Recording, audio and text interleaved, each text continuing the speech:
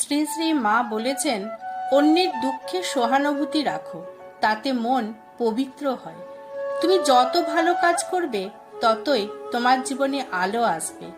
ঈশ্বরের নামই সব দুঃখের ওষুধ। কখনো ভেবো না যে তুমি দুর্বল, মা তোমার মধ্যে শক্তি। যে রাগ দমন করতে পারে সেই জ্ঞানী। নিজের ইচ্ছা ত্যাগ করলে শান্তি পাবে। ঈশ্বরকে ভালোবাসা মানেই সকলকে ভালোবাসা। যে অন্যকে ক্ষমা করে সেই ঈশ্বরের সন্তান। অন্যের কষ্ট দিলে ঈশ্বর দূরে চলে যান।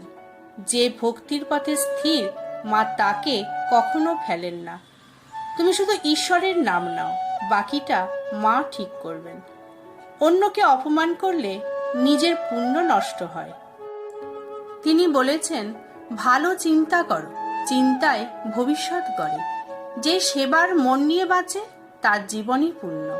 সব প্রাণী মায়ের সন্তান, কেহ পর নয়। দুঃখের মধ্যে ঈশ্বরকে খুঁজে পাওয়া যায়। মাকে ডাকলেই মা সাড়া দেন, কিন্তু ডাকটা যেন হৃদয় থেকে আসে। অন্যের প্রতি দয়া ও মমতা রাখো, তাতেই ঈশ্বর প্রকাশিত।